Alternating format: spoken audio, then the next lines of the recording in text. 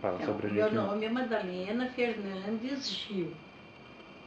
Eu vim para Eugênio de Melo em 1945, com 8 meses. Mas eu costumo dizer que eu sou de Eugênio de Melo, porque a minha mãe estava grávida quando foi para o Paraná. E eu nasci lá e depois, com 8 meses, eu voltei para cá. Mas como eu fui gerada em Eugênio de Melo, e eu adoro Eugênio de Melo, eu falo que eu sou daqui, tá? Então, a minha infância toda foi Eugênio de Melo. Eugênio de Melo eu vi crescer, porque antes eram poucas ruas, poucas famílias que moravam aqui dentro do distrito, né? E tinham muitas fazendas, né?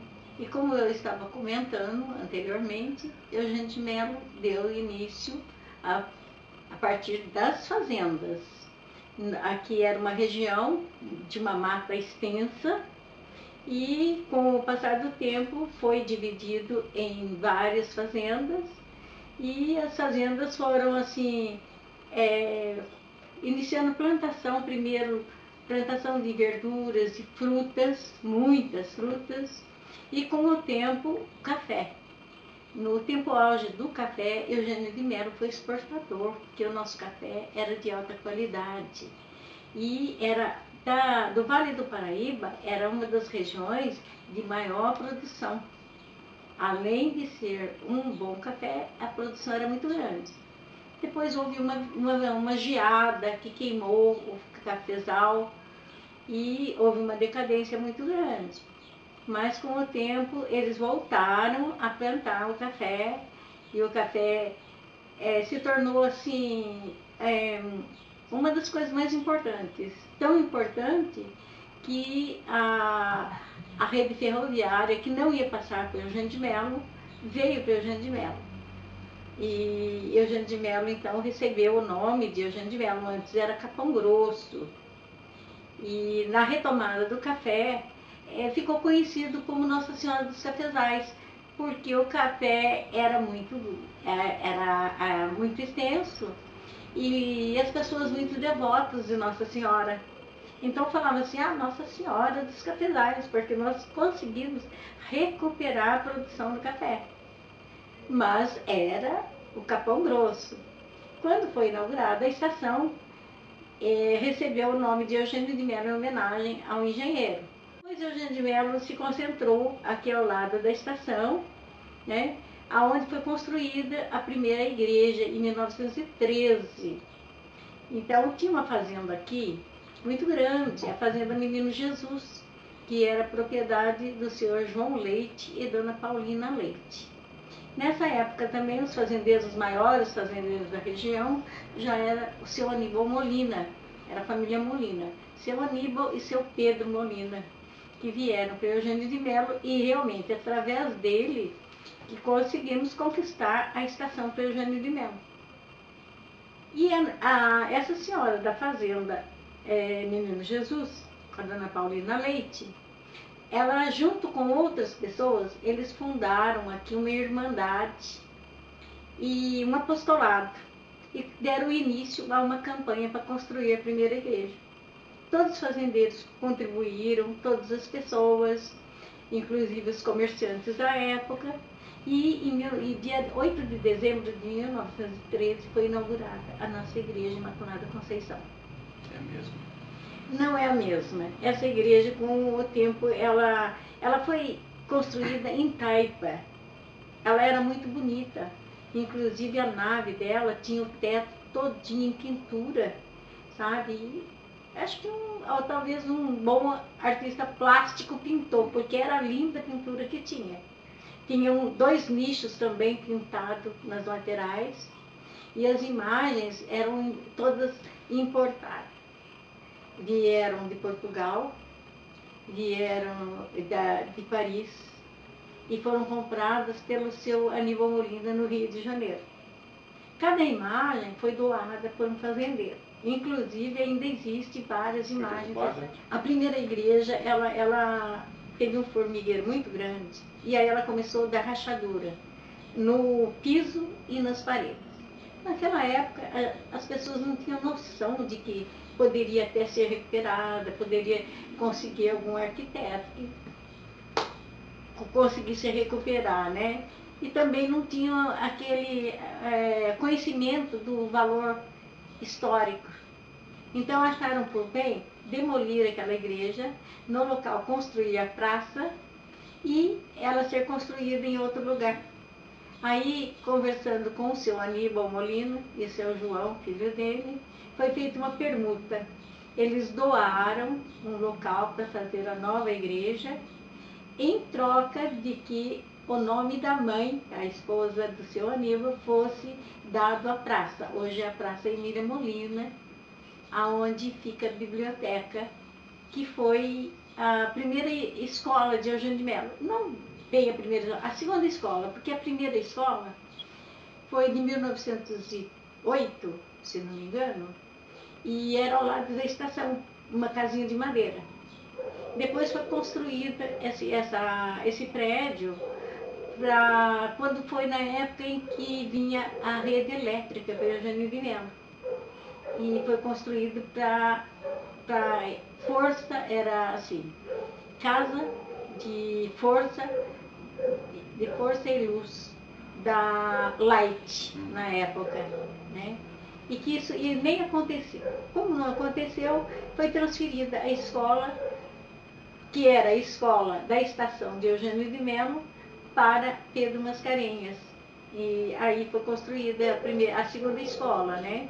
E dali, mais ou menos em 58, se não me engano, foi construído outro prédio que foi inaugurado pelo governador da época, Lucas Nogueiras Garcês, né? E foi um ato muito importante. Ele lá no Galo Branco. E ele foi dono de uma loja. Ele era muito carinhoso, chamava todo mundo de compadre, comadre. A gente chegava na loja, a esposa dele, Dona Zequia, sempre trazia doces árabes pra gente, comida árabe, sabe? Ele era sírio-libanês, ele era do Líbano. E ele construiu o primeiro cinema de Eugênio de Mello. Era Cine Popular, sabe?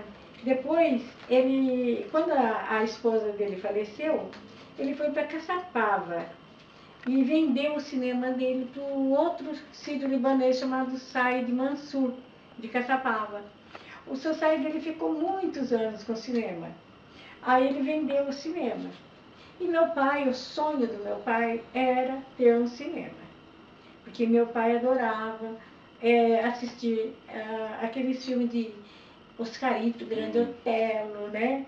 E a gente ia para Caçapava assistir o filme em Caçapava. Toda vez que tinha um filme brasileiro, nós íamos assistir. Nós íamos de ônibus. Mazzaropi tinha muito também. Mazzaropi foi depois, né? Antes era... Não, mas o Mazzaropi veio depois do Oscarito. Primeiro foi aqueles filmes de chanchadas, né? E aí, quando tinha um filme brasileiro, a gente ia de ônibus. Quando a gente descia lá em Caçapava, meu pai já ia num ponto de táxi e já combinava para o táxi pegar a gente após o filme.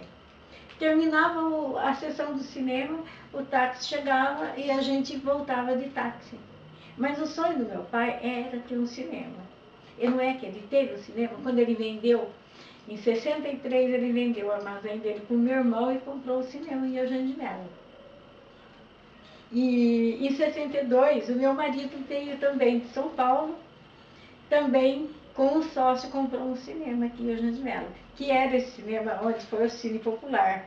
E o Cine Popular de Eugênio de Mello foi construído em 1948, o primeiro cinema. Tinham 2 cinemas aqui? Nós chegamos a ter 2 cinemas. E lotava. Tinha muita Qual é o nome do gente. Então, o Cine Popular ficou Cine Popular. E o outro ficou Cine Eugênio de Mello. E não foi por muito tempo, porque depois começou a vir televisão. E todo mundo comprando televisão, acabou fechando o cinema. Mas foi uma época muito gostosa, muito boa. Passava aqueles filmes branco e preto, né? Aquelas máquinas enormes, né? E tela pequena, né? Mas a gente... E também nós temos em Eugênio de Melo também muitas tradições, muitas lendas. E nós temos assim um patrimônio muito grande de patrimônio cultural, sabe? Porque nós temos a Festa do Divino, nós temos o Grupo de Moçambique, nós temos a Folia dos Reis, e nós temos a Dança de São Gonçalo, que fazem parte da nossa tradição. Além das comidas, né? Nossa comidinha simples, né? Que é muito gostosa, né? Então a gente mantém. Eu procuro manter todas essas tradições. Tem uma comida típica aqui de Então, Eugênio de Melo tinha muita produção de rapadura também. Rapadura, talhada, farinha, e aqueles suspiros amarelo e os sequilhos, que eram tudo... Não fazem mais. E a paçoca, né? A paçoca e também o içá. Içá eu comi anteontem, essa semana eu comi. Comeu içá? Eu tenho içá prontinho. Antigo. Ai, eu acho que o calor humano que tinha. Todo mundo conhecia. Todo mundo se conhecia, todo mundo que não era parente era compadres. Era uma amizade fraterna, sabe? Era muito respeito, muita união, ao ponto de que quem criava um porco no quintal, quando matava, dividia com os parentes e amigos. Na época dos sanatórios de São José era visto assim, como local de recuperação de doentes. Mas eles achavam que tudo em São José era contagioso. Então, São José era visto assim, vai para lá quem está doente, mas quem não tiver não vai. Estava com lenço, não? Sim, as pessoas tinham muito medo de ser contagiadas. Aí, na época, tinha um farmacêutico em São José que ele fez um xarope. E esse xarope era um milagre. E ficou muito famoso. E ele colocava, fabricado em Eugênio de Melo. Por quê? Porque São José dos Campos, naquela época, ninguém queria saber de nada de São José. Contaminado. Era tudo contaminado. Então, ele colocava, eu não lembro o nome desse xarope, mas ele colocava xarope de Eugênio de Melo. E esse xarope ficou muito famoso. Era marketing, né? Era.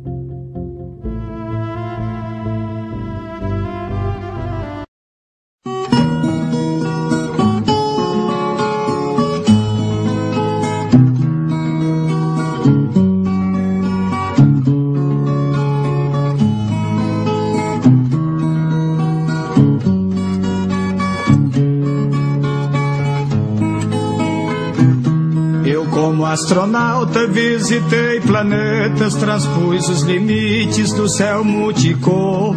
Viajei a bordo dos meus pensamentos, fiz do coração um disco voador. E em meio às galáxias do mundo universo, encontrei em